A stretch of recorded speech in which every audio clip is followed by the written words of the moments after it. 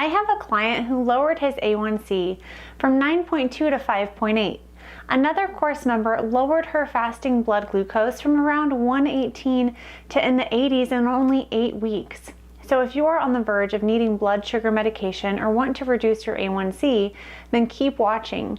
In this video, you'll learn 5 tips to reverse prediabetes. Also, I'll talk about how your A1C is related to your blood sugars and why you can't just fast the day before you get your A1C checked.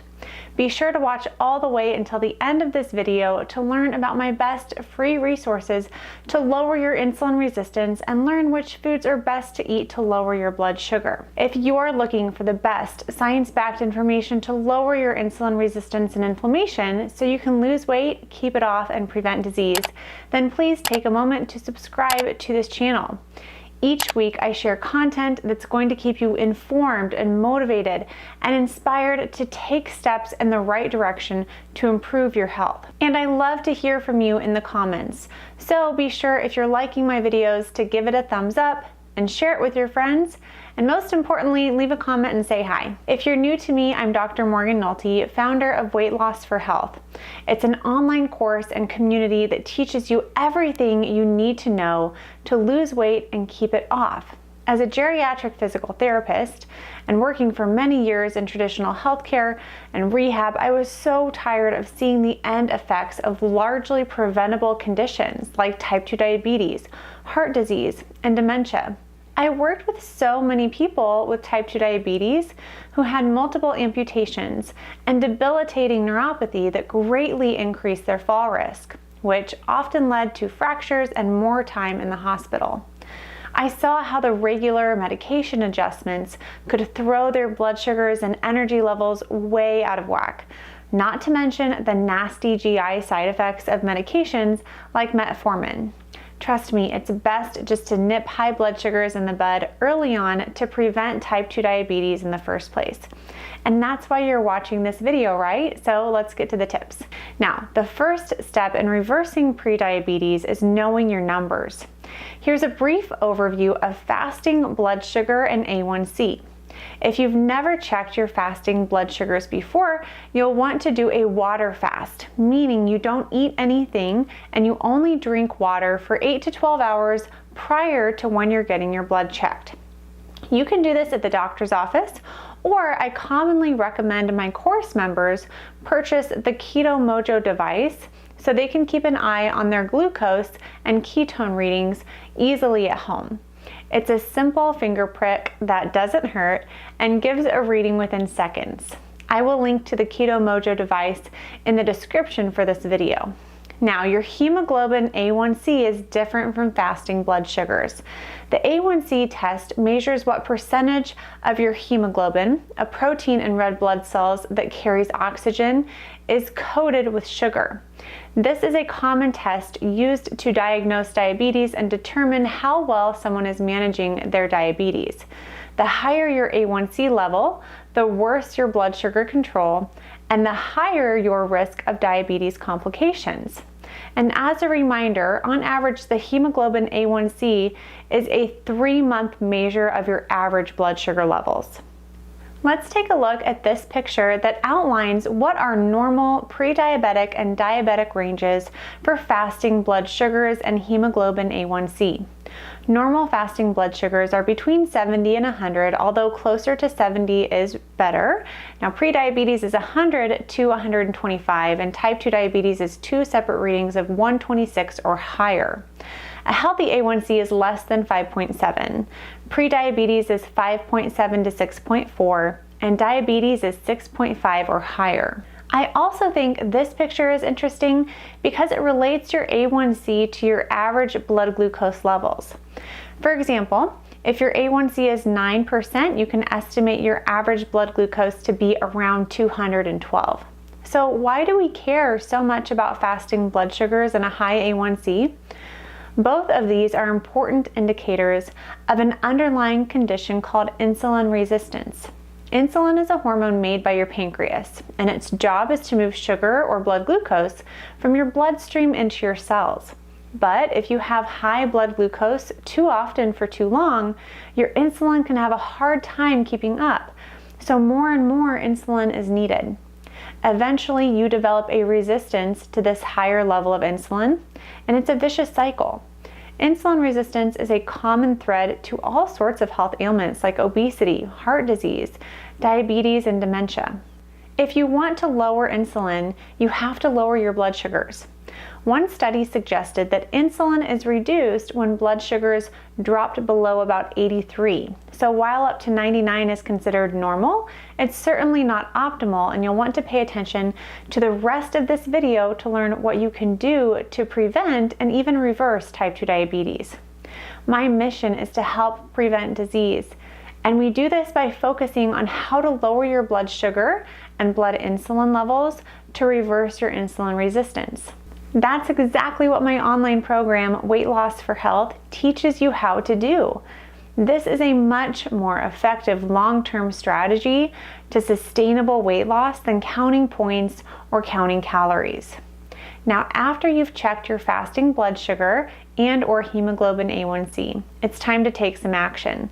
And my second tip is to educate yourself on the various factors that affect blood sugar and insulin levels in the first place. Now, I'm not going to cover all of those things here because I have a free masterclass that's 55 minutes long and packed with information that covers all of these factors.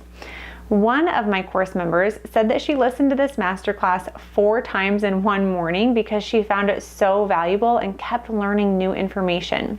I truly believe that this information is so important and life-changing that I've made that masterclass available to you for free. It's a sneak peek into my course, and you can download that today at weightlossforhealth.com/masterclass. So if you're going to download that masterclass, or if you already have, let me know by typing masterclass in the comments below. The next thing I want you to do is educate yourself about the different types of macronutrients and how these macronutrients affect your blood sugar levels. I want you to stop counting points or calories and start counting macros. Say it with me, macros matter, and if it's important, we measure it. In my course, I dive deep into each type of macronutrient so you fully understand them and how they affect your insulin. Now, there are 3 main types or categories of macronutrients: carbohydrates, protein, and fat. In the carbohydrates category, we have fiber, starch, and sugar. Refined starches and sugars are those that have been processed to strip away all of the protein and fat and fiber so that there's just carbs left, the refined carbs. These refined and processed starches and sugars will have the biggest blood sugar and thus insulin spikes, so you're going to want to significantly reduce those in your diet. Fiber actually has the reverse effect and helps slow digestion and sugar spikes. So whole food sources of carbohydrates that contain a lot of fiber are actually really good for your health. And here I'm talking about things like non-starchy vegetables, avocados, olives, blackberries, raspberries, and other foods that I talk about in different videos. Protein won't significantly affect blood sugar levels, but it will raise your blood insulin a bit. And dietary fat causes the lowest blood sugar and insulin response. You can check out this video next where I talk all about fats. After you have this overall framework in place of how food affects insulin, it's much easier to make healthy food choices. Tip number 4 is de-stress. You may be surprised to learn that losing weight and preventing disease is not all about food. It's all about your hormones, and specifically insulin. And insulin is affected by cortisol, your stress hormone. You see, when we're stressed, especially with chronic stress, your cortisol levels are going to stay elevated. And as a reminder, sleep deprivation is a form of stress on your body. Numerous studies have shown a link between sleep deprivation and diabetes. One study cited men who reported difficulty maintaining sleep were at almost 5 times the risk of developing diabetes. And those who reported sleeping less than 5 hours a night had almost 3 times the risk of developing diabetes. When cortisol is up, this causes elevated blood sugar levels because our bodies are designed to fight or flee from stress. And in order to do that, our muscles need energy. So blood sugar is released in anticipation of needing energy to fight or flee. But if our stress is mental or emotional and we don't need to use our muscles, that blood sugar isn't used up. So extra insulin is needed to push it into the cells. That's how your blood sugar gets into your cells. It's either pushed by insulin or pulled by muscle demand. And that brings me to tip number 5, which is to move your body. As I mentioned, there are 2 primary ways glucose can get out of your bloodstream. Insulin pushes or muscles pull. Exercise or even just general movement can help lower your blood sugars. The best kind of exercise is one that you'll actually do on a regular basis, but I think as a geriatric physical therapist and weight loss coach, I have to advocate for strength training.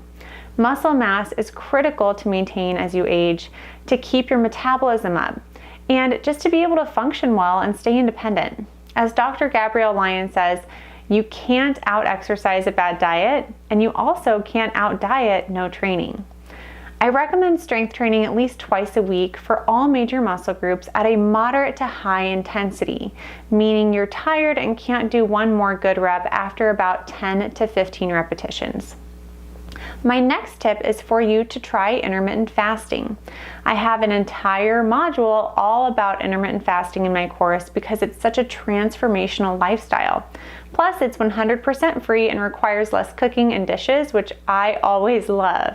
When you don't put food into your body is forced to use fuel already available. It starts with glucose that's circulating in your blood from your last meal, then moves into your short-term glucose stores in the form of glycogen, and finally will tap into your body fat. My favorite quote about intermittent fasting comes from Dr. Jason Fung and Jimmy Moore in their book, The Complete Guide to Fasting. And he's comparing intermittent fasting with chronic calorie restriction, which is very ineffective for long-term weight loss. Again, weight loss is about hormones, not calories. There are numerous hormonal benefits of intermittent fasting that you don't get with chronic calorie restriction. So here's the quote for you. To prevent the body from adapting to the new weight loss strategy and maintain weight loss requires an intermittent strategy, not a constant one. This is a crucial distinction. Restricting some foods all of the time differs from restricting all foods some of the time. This is the difference between failure and success. If you want to learn more about intermittent fasting, I have a couple of videos for you to watch next. I will link to them in the description below this one. So to recap those tips, I want you to know your numbers, educate yourself about macros, and start eating less refined starches and sugar. Lower your cortisol with stress management and adequate sleep, move your body, and definitely give intermittent fasting a try. To take action on this information and learn more about what foods are good to lower your blood sugars and help you lose weight, be sure that you download my Ultimate Food Guide. Go to weightlossforhealth.com/ultimate food guide, where I further elaborate on this topic. I think the section about healthy, neutral, and unhealthy fats is really helpful because many people have this deep-rooted, unnecessary fear of fats because some are going to be excellent for your health while others not so much. Also, don't forget to download my free masterclass all about how to lower your insulin resistance and inflammation. I know that you're going to find it extremely valuable and a really good use of your time. I always want you to take action on the information I share in these videos, and let me know in the comments what you're going to do. Which one of these 6 steps are you going to do in the next 48 hours? And remember, if you like this video, be sure to hit that like button, leave a comment, subscribe to this channel, and turn the bell on to get notified every time I post a new video. Thank you so much for watching. I love sharing this information with you, and I can't wait to see you in the next video.